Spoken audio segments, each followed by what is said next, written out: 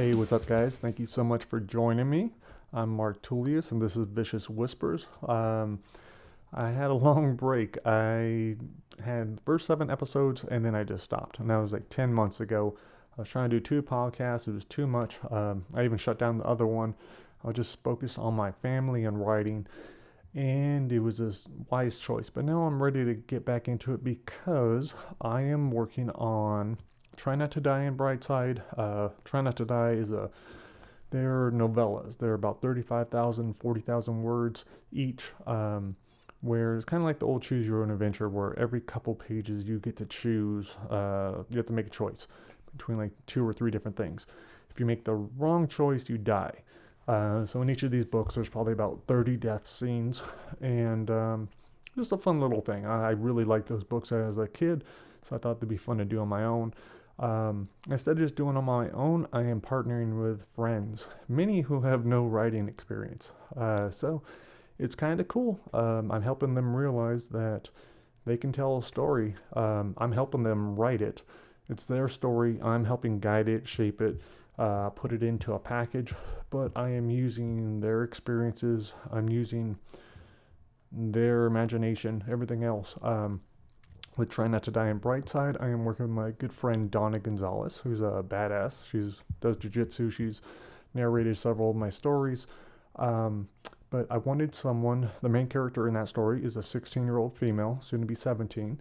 And I just thought it'd be cool to have Donna's point of view inserted in there. And it's been awesome.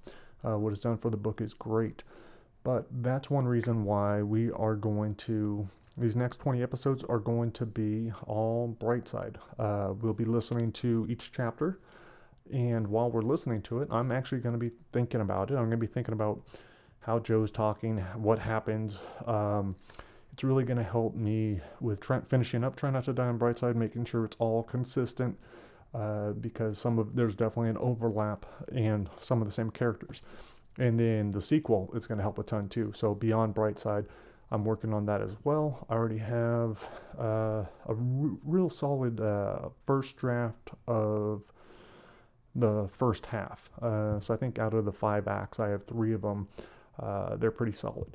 And so listening to this, I'm going to be listening along with you guys, taking notes. It's going to definitely be helping me.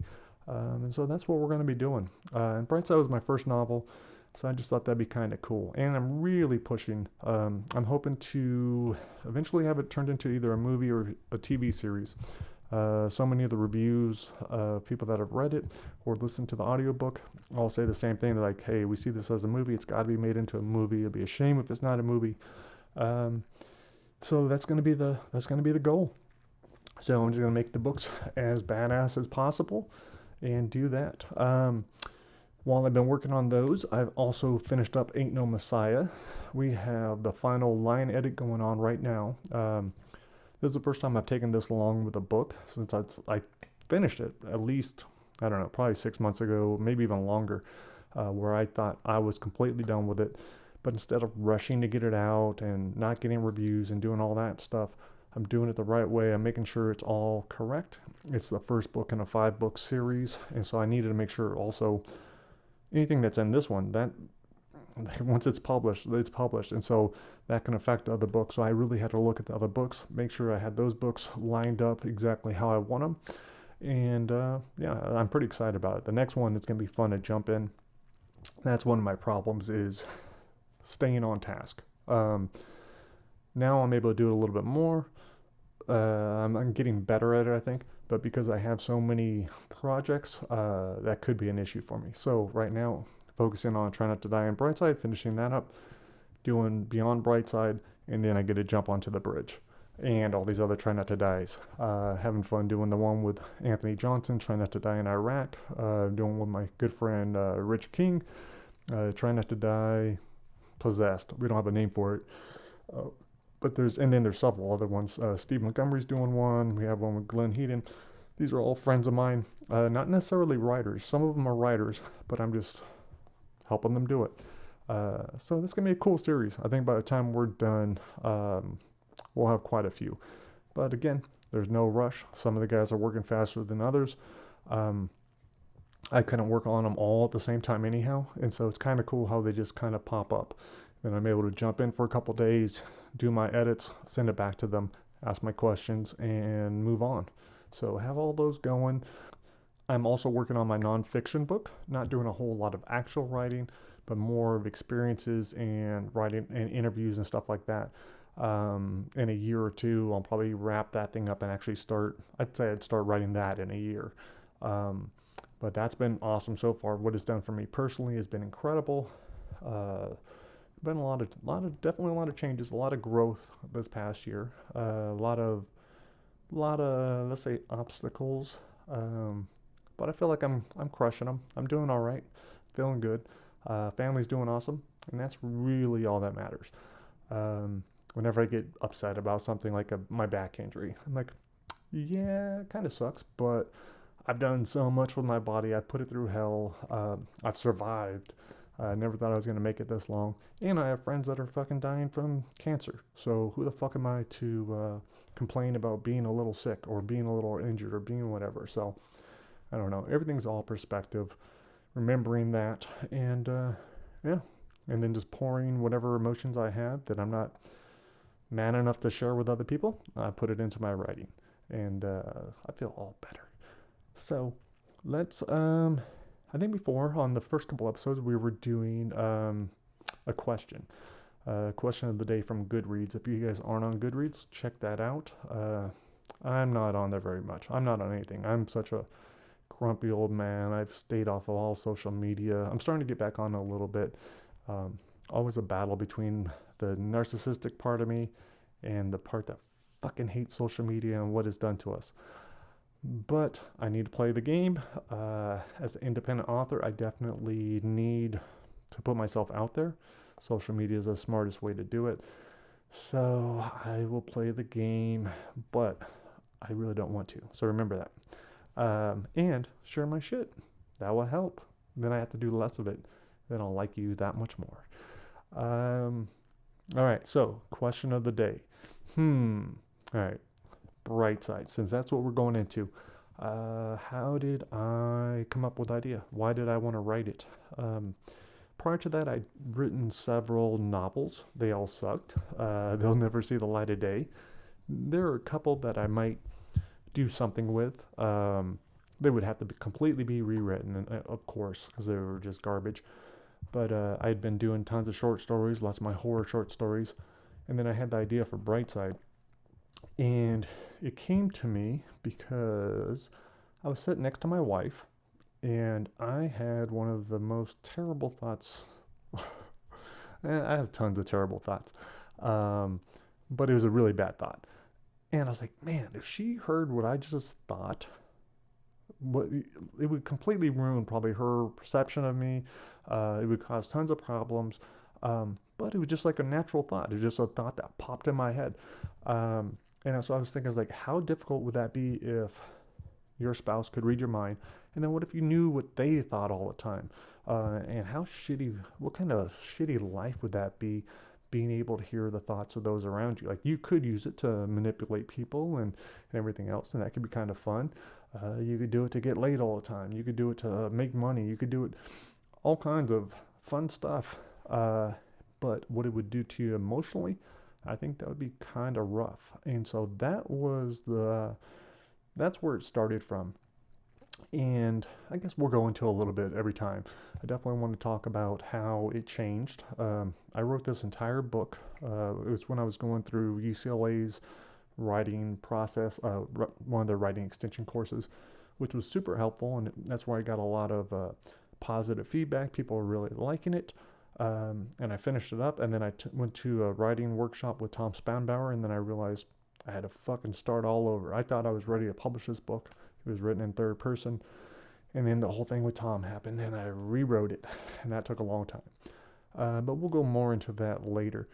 So I say right now, why don't we just listen to chapter 1? I'll listen to it with you guys. If you're watching this on YouTube, yeah, you can watch me take fucking notes on it, I guess. Not too exciting. But let's do that. We'll come back. I'll let you know what I got from it. I don't want to give away any spoilers. And that's what's going to be hard, not talking about what happens in Untitled and Brightside and Beyond Brightside. But if you haven't heard it yet, yeah, I'll definitely try not to give away anything. And hopefully you guys are going to enjoy it. All right, here it is. This is Chapter 1 of Brightside, narrated by my friend T. Quillen.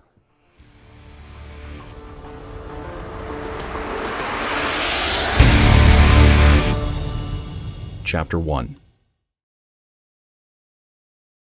They call us thought thieves, but it's not like we have a choice.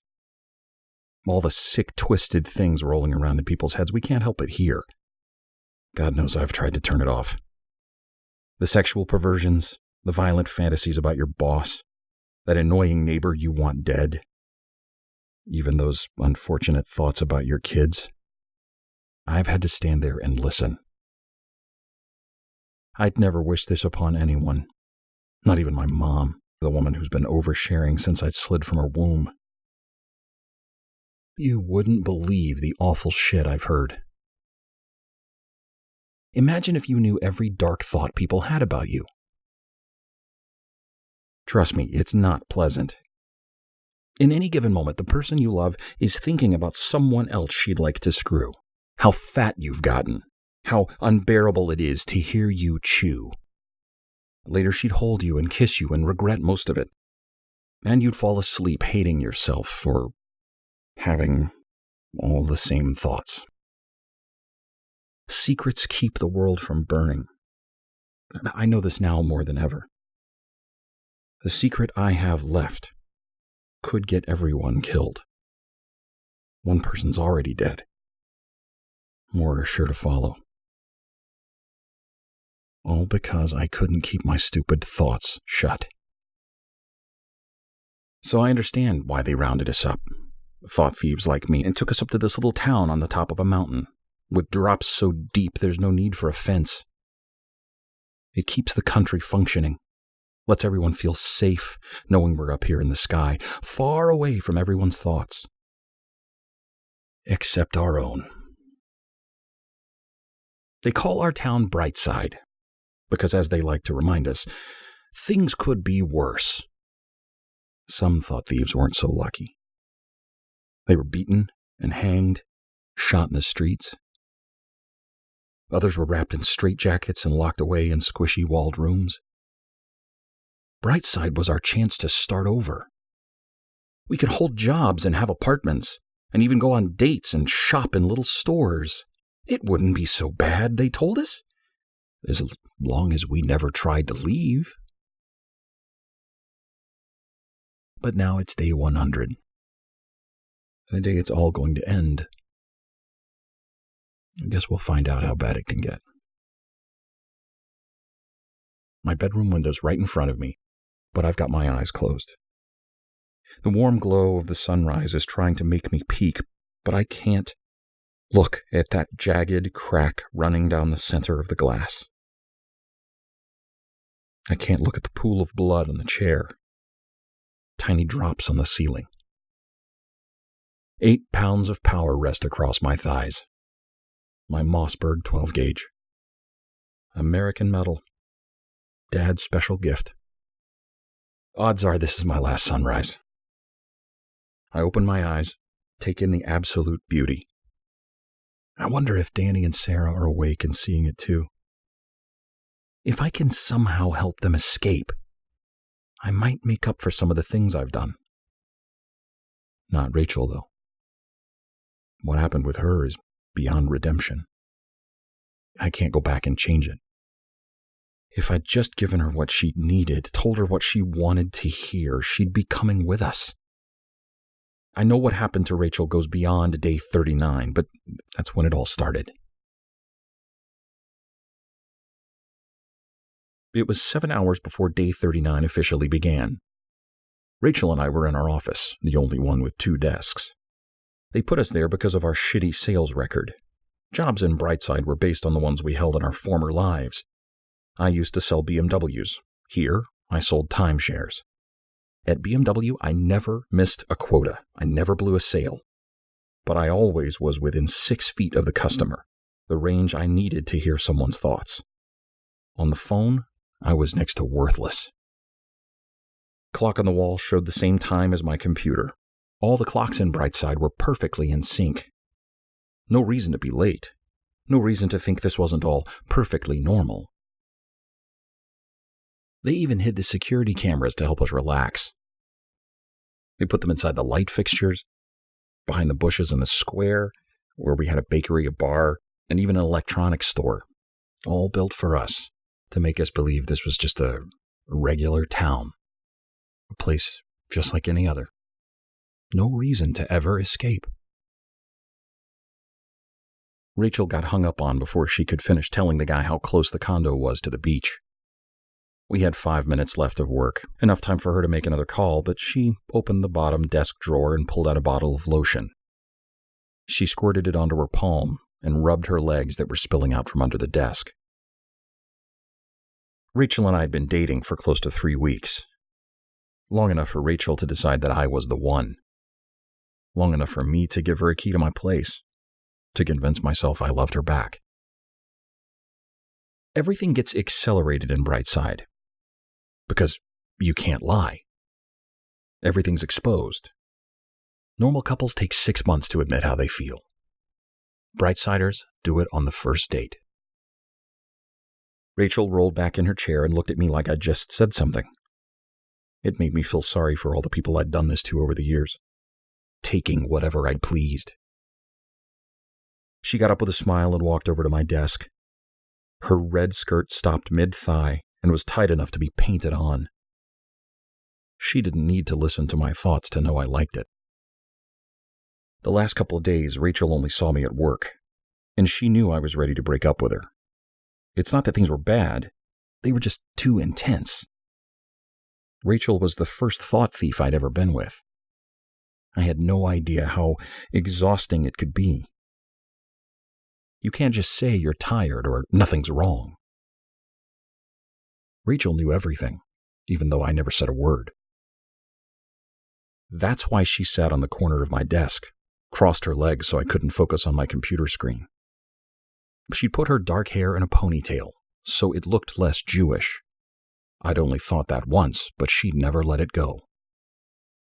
Rachel smiled and took off the glasses she didn't need, the ones that looked exactly like Mom's. She took the part of the frame that rested behind her ear and put it in her mouth. She sucked on it a bit and spoke around it. "You got any plans tonight?" I noticed Rachel had gotten contacts. Her eyes so fucking blue. Just like Michelle's, my last girlfriend before Brightside. Rachel turned her legs toward me. They were shiny and smooth and smelled like pina colada. "I just shaved," she said. We both knew I wanted to feel the inside of her thigh. Run my hand up to see if she was telling the truth. But I just mumbled that they looked nice and powered off my computer. Rachel rubbed her calf against my knee until I looked up at her. "I need to see you tonight," she said. I adjusted my khakis, pointlessly trying to conceal the fact that her plan was working. "We can go out," she said. "Something nice? I'm thinking Oscars." Oscars meant a lot of money, something I wasn't making at Brightside. Always staying one step ahead of me, Rachel said dinner was on her. She wanted me to know things could be different. She was willing to change. It didn't have to be so intense. "Come on, it'll be fun," she said, "and I don't even need to stay over tonight, unless you want me to." Rachel took hold of my collar and pulled me in, her red lips so close. I could feel the security camera zooming in from its hiding spot. I pushed her back and said, "Fine, we'll go to Oscars." Rachel smiled and spun off my desk. She let me watch her ass as she picked up her purse and walked out the door. Oscars was only a few blocks from my apartment, and even though I was dressed and ready, I waited until the last possible minute to leave. I didn't want to get there before Rachel. I passed under the bronzed archway and entered the park with its enormous pine trees. Someone had decorated them with little white lights to make it look like a winter wonderland. There were no rules about sticking to the path, so I cut across the grass, staying far away from the edge where the mountain dropped off. A full mile, straight down. Heights threw my stomach around in my chest and made me shake like a little girl. I passed the pond and took deep breaths to clear my head. The air was cool. Everything silent. The cabin was high up on the hill with its big red logs and long bay window. The curtains were always pulled back so we'd see the residents who'd broken the rules. Some had refused to go to work or started fights. A few had slit their wrists too shallow. In the common room, a small blonde in a nurse's uniform sat behind the desk reading a magazine. The rule breakers sat in chairs, their faces pale, eyes ringed and black. They weren't allowed to talk during rehabilitation. They were given pills to keep them calm. The cabin was the big reminder in Brightside that our town was still a prison.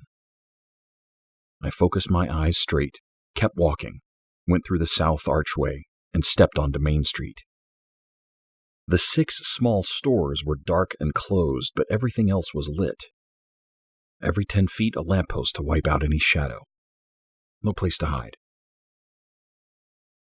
I strolled down the deserted street as the American flag flapped high above the square. The flapping like a goddamn slap in the face. I knew I had to clear my head. I needed to blow out all the bad thoughts before I turned the corner. Rachel was waiting for me on the bench outside Oscar's. She was wearing her green fancy dress, the one she'd worn under her robe at graduation. Back then, it fit perfectly. Now she had to suck in. Her hair was up in a French twist, and her makeup was thick, especially her lips. Dark red. Her glasses were gone. She wanted me to know she'd been paying attention. I didn't realize it was supposed to be that kind of dinner, but at least I had on a nice pair of jeans and my shirt had a collar. Rachel didn't care what I was wearing. She was just happy I showed. I took her hand and said, "Let's go eat." Oscar's windows were tinted just enough so you had to press your face against the glass to see the idiots paying $30 for the same steak they could buy for 10 across the street. Brightside liked to remind us we could still be special. The hostess was going to seat us in the back, tucked away in the corner. Rachel asked if we could sit at a table. She knew I wouldn't break up with her in the open. We sat in between 2 couples silently engaged in conversation. Rachel wanted to talk, though, wanted me to feel that this was a normal date. She knew I was thinking about the cabin and that fucking flag. She told me to order anything I wanted. She asked about my day, even though she'd been sitting next to me the entire 8 hours. Our steaks arrived, and Rachel kept asking questions. Like the first concert I went to, and the last book I'd read. She was trying, and I felt like an asshole. I answered her questions, and I even asked a few of my own. It made me think this is how our first date should have been. Not me sharing how much I hated my mom, Rachel sharing what her uncle did with her panties. But by the time that we'd finished dessert, we'd run out of things to say. We were like an old married couple after only 3 weeks. I took Rachel's hand and started to have the talk we'd been avoiding. She put her other hand on top of mine like it was a game. "Let's just grab a drink." She knew I wasn't a drinker. It's not that I have a problem with booze. Problem is, when I'm buzzed, I start thinking about shit I shouldn't. Back home in Ohio, I could get away with it. In Brightside, it was a problem. I said, "It's kinda late." Rachel snorted. That's how she laughed. "We'll only have one." She looked so desperate sitting there, her hand squeezing mine. She just wanted us to have some fun. "All right," I said. "We'll go for one."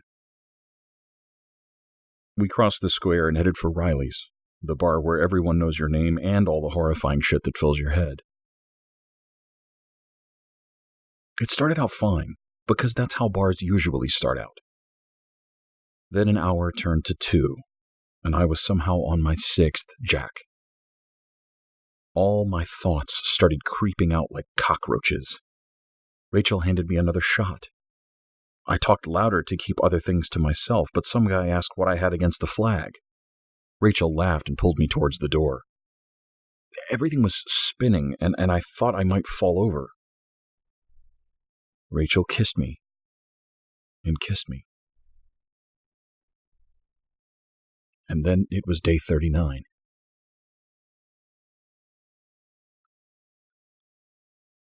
I woke up to the darkness.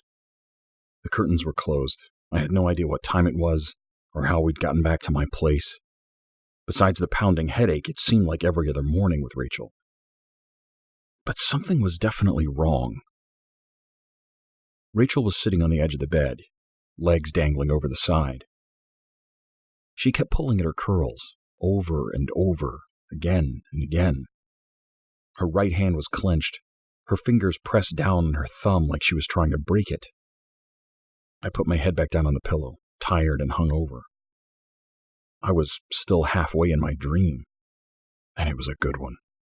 Michelle and I were walking in the forest, its grass so green.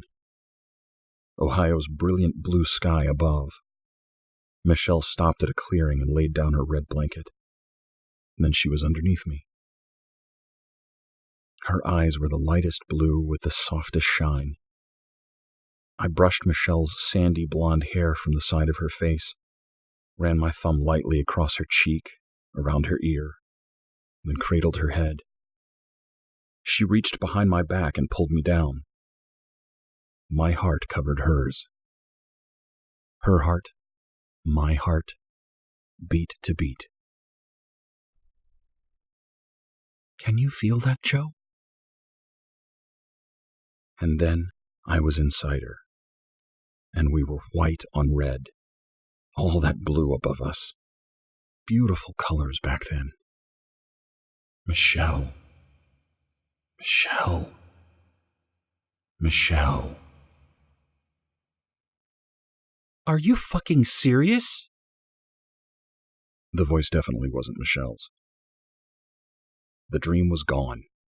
I was awake, back in Brightside, darkness all around me.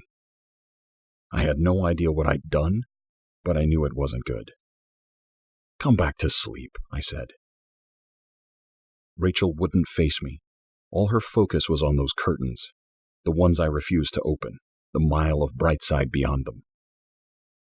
I reached out and put my hand on her back. Rachel recoiled and my hand fell. Her mouth was a black hole moving in the darkness. You still love her. I played dumb. What Mom wouldn't call a hard stretch. Who? Rachel swung her knee onto the bed so it was up against my ribs, the thin white sheet the only thing between us. Please don't lie to me, Joe. I'm not an idiot. My eyes were adjusting to the dark. I saw Rachel's blue contacts, the black trails bleeding beneath them. I took hold of her fist and eased it open. I rubbed her college ring, the emerald set in white gold. She'd gotten it a month before they brought her to Brightside. You're not an idiot, I said. You've got the ring to prove it. She said, You think this is funny? It wasn't funny. It was scary. I said I was sorry. I shouldn't have joked like that. I kept touching her ring. I started picturing her in school lying under all those guys. Rachel's hand clenched back into a fist. I couldn't control my thoughts. Rachel, it's late. I looked over at the clock. We've got to work in 3 hours. Do you wish I was her? She knew I couldn't answer that. Not in one word. Not the one she was looking for. Michelle was the woman I was going to marry. She found out the hard way about my secret. She was there when they took me away. Rachel sat waiting for an answer, staring at me, peering inside. I took a deep breath trying to clear my head. But she knew everything. Everyone always did in Brightside. I asked if she was hungry, mentioned the diner, some eggs. Rachel just sat there. She needed me to say it, but I couldn't. Rachel reached over and grabbed my dick poking under the sheet. My hard-on was news to me, but the proof she needed was in her hand. It looked like she'd captured the world's smallest ghost. I said, "Let go, I have to piss." Rachel spoke like I was a special ed student. "How about you just wait? I'm not pissing the bed because you want to talk." There wasn't much left of my dick to grip because getting treated like a child isn't my thing. But that didn't stop Rachel. "You're not walking away," she said. I took hold of her wrist and pried off her fingers. "You need to stop this." And then, real serious and slow so she heard me, I said, "Fucking relax." Fucking relax? Rachel's football player. His words coming out of my mouth. I hadn't meant to say it. Not like that, at least. Or had I? Cornered, what was I capable of? Rachel wasn't the only one who could use thoughts against people. I'd learned about the jocks, the Dartmouth boys, all the other guys on our second date. She was drunk and underneath me. I thought she was moaning because of me, but then her thoughts started pouring, flooding her head, and then mine. She realized what was happening and she started crying.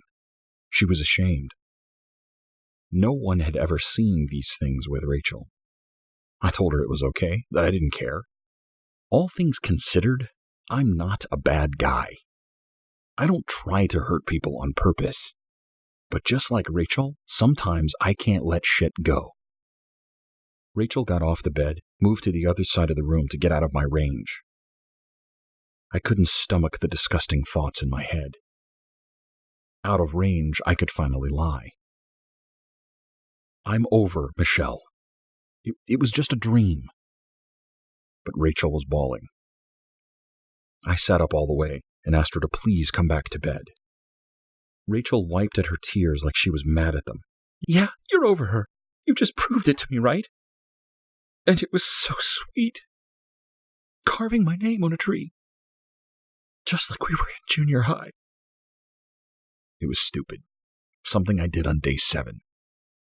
I'd used my key to carve out a big heart. Put "Joe loves Michelle" inside it. I didn't think anyone would see it. But Brightsiders see everything. Rachel and I were coming back to my place one night and the lock was sticking. I'd damaged the key by carving Michelle's name. Rachel didn't say anything. Didn't need to. I felt awful, though. So I went out the next day and I crossed it out. Replaced Michelle's name with Rachel's. It was childish. Something an 8th grader would do. But it was better than what Rachel was doing back then, getting finger-banged behind the gymnasium. Rachel kicked the bed. She was back in range. "You got something to say?" Fuck. 39 days were not enough to get used to this. From day 1, we all knew we weren't alone. They told us being in a group together would make it easier, but it was so much worse. Everything on display, nowhere to hide. It's brought Rachel and me together. We thought we could elevate past the dysfunctional relationships, especially our parents. But we were even more dysfunctional. All honest and exposed, the little secrets and awful truths firing off like buckshot at anyone within range. I'm not proud of it. But I couldn't stop thinking about the list. And it was long. All the guys Rachel had been with. The depths she'd sunk. "You're fucking sick," she said. "What the hell happened last night? I remember going to Riley's and you ordering those shots. Oh, so you're just drunk? What's your problem? I shouldn't care if you dream about her? You gotta pretend I'm her to fuck me?" As calm as I could, I said, I don't do that. Rachel's jaw clenched so tight I thought she'd break teeth. I usually have a great memory, one of the things I hate about myself. Not on day 39. I was having trouble thinking, let alone remembering. The walk home was one big blur. Rachel's jaw relaxed. She was listening to my thoughts. I was trying to piece things together, grasping at vapors. The smell of sex was stronger than my breath, and I guessed it was possible I imagined Rachel as Michelle. But I couldn't admit that, and saying I blacked out wouldn't change anything. I put my hands over my head as if that would block her out. I didn't do that, I said. And I heard her thought. You're a liar. Rachel, I don't remember anything. If that happened, I'm sorry. I never should have had those shots. So it's my fault. She started pacing, moving in and out of range. Holy shit. Can you just stop? You're acting crazy. Rachel smiled, breathed through her nose. You want to see crazy? Her voice scared the shit out of me. She was all the way on the other side of the room. Rachel, I know you're angry, but you need to calm down. Oh, you want me to calm down? Should I get some air? Maybe we should take a break? That's what you want, right? Right then was my best chance of denying things. Her by the door, both of us out of range, lights off so she couldn't look me in the eyes. But I knew we weren't going to work, no matter how much I wanted it. All I had to do was say it. But I couldn't. Rachel, come on. Where should I go, Joe? Should I go back home? Huh? Oh, right. I can't. This is it. Her smile was creeping me out. This is home. I suddenly realized this was about so much more than Michelle. Rachel was cracking, like a dam ready to burst. Rachel, please, I'm begging you. Rachel screamed like she was being burned. Her legs gave out. She thudded off the hardwood. She put her forehead to the floor. Her tiny fist strangled her matted hair, and she just kept screaming. The lights flashed on, the 120s blinding me even with the fixture over them. Rachel, come on, be quiet. I looked at the clock. We still had an hour before morning lights. They never came on early. Rachel, please. Her throat wouldn't close, just kept spraying screams until I covered my ears. I think you're great, Rachel. I wouldn't be with you if I didn't. Just please be quiet. She kept wailing. And I knew they were coming. Rachel knew it too. But she didn't seem to care. She just curled up under the bright lights. Everything exposed. The scar on her collarbone, the 2-inch wide birthmark on her lower back. She banged on the floor with her head, pleading for someone to let her go. I just want to go home, she sobbed. Why won't they let us go? My head was pounding from the lights and the hangover, but I kept my voice nice and quiet when I said, just come to bed, okay? We'll say you stubbed your toe. The bootsteps were coming. Rachel, get over here now. I jumped off the bed, felt foolish because my dick was just hanging there. But Rachel wasn't looking at me. She was still crying to the floor, the voice not her at all, broken and shattered. I yanked her arm, but she wouldn't move. The boots were here. It was going to hurt like hell, but I had to get close, right up against her so my thoughts would sound like they were coming through a megaphone. Get up! They're here! Please! Rachel made herself smaller, pressed her fists against the side of her face. They didn't even knock, just opened the door. 2 of them standing there, all calm, like they were here to fix the sink. Rachel screamed, Fuck you! You can't keep us here! You can't! I told Rachel to shut up. She did, but only to spit in one guy's face. The guy didn't even wipe it off, just twisted her arm, almost snapped it. She begged him to let her go. Then she clawed him in the eyes. I stepped forward, my hands out to show them I wasn't looking for a fight. She had too much to drink. Please don't. The baton cracked off my skull, and I fell. The boots walked right up to my face. You got something else to say? I kept my face to the floor, listening as they dragged Rachel from my room. Her screams slowly fading until they were gone.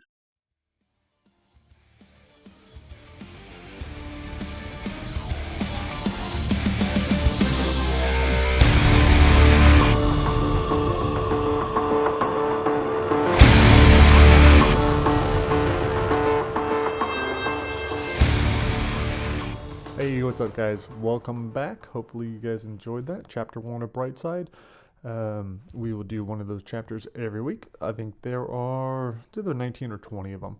And then we'll jump into, hopefully, the Try Not to Die will be ready by then. And that'll be narrated by Donna Gonzalez, since she's co-authoring it, and a narrator. So that should be awesome. We won't go into that today. I wanted to talk a little bit about the book. I was reading along. Where did I put it? I was reading along in my special copy. Actually, I have two of them. This one was signed by the guys in Machine Head. Had the chance of meeting them a couple years ago. Gave them each a copy of the book because I started it with a quote from them. The epigraph is, "Let freedom ring with a shotgun blast," from their song Davidian, one of my favorite songs of theirs. And it was a song that I listened to quite a bit while I was writing this. I was listening to that and a Pussiper song. But that song really, I don't know, for me it just summed it up. So I thought that was cool. It was awesome to have the signed copy from them. But it also made me think about how careful I have to be listening to music, how much it can affect the mood.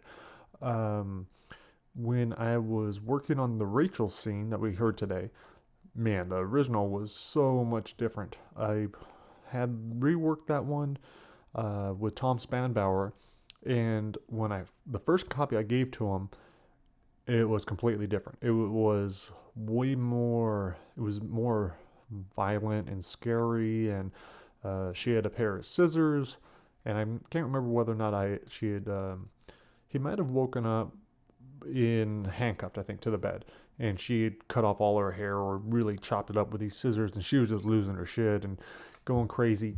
But that wasn't that wasn't what I really wanted. And I realized the song that I had been listening to for all of that scene was it was a song by In Flames. Lots of it's instrumental, but it's called Your Bedtime Story is Scaring Everyone. And I was like, that's exactly what I fucking wrote, even though I didn't mean to, even though I didn't know. So I don't know how much of it was subconscious, subliminal, whatever, but it got into the story, and I realized it wasn't the correct one, and I'm very glad that I changed it. So, yeah, if you're an author, be careful of what influences you have going on, not only throughout the day, but especially when you're writing.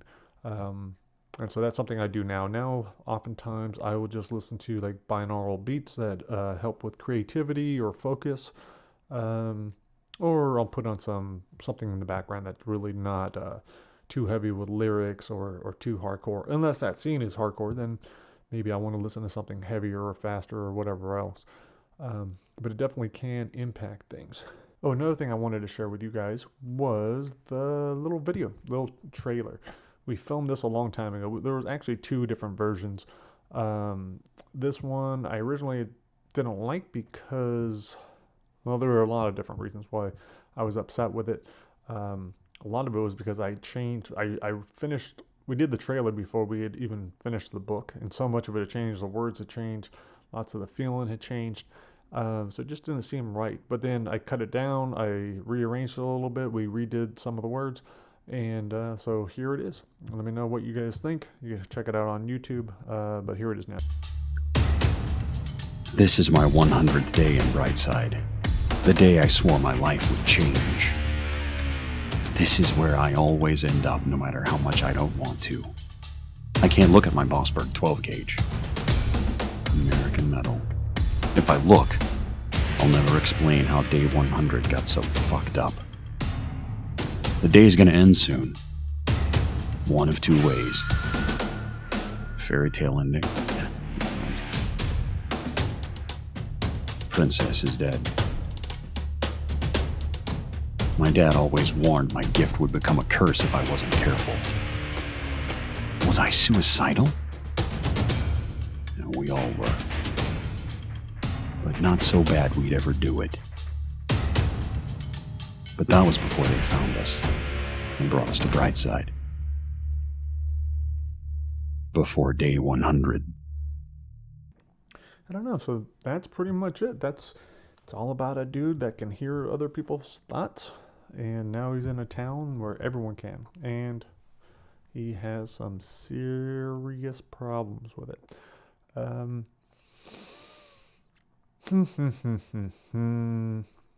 Yeah, so I can't really go too much into. Originally, I was like, oh, well, I can share how it's helping me with Try Not to Die and Beyond Brightside, but I can't really do that. That'll give away too much. So we will stick with what we have. If you guys do have questions, be sure to send them to me. You could write to me at mark@marktullius.com. You could follow me on Facebook, Instagram, all that stuff. Easy name to find. Tullius, author Mark Tullius. Type that in. Be sure to find me. I'm not super active on social media, but I will see messages and I will respond. Unless it's like hate mail. Then I might just give you an address and be like, let's fucking meet. Or you're super hot. Might do that too. Just don't tell my wife. No, I'm joking. I would not do that. Do not send me that kind of stuff. Don't want it. All right, guys. But this has been fun. I've enjoyed talking with you guys. Hopefully you're liking the story. Hopefully you're going to stick around for some more Vicious Whispers, some more Brightside. And I will talk to you guys next week. Later.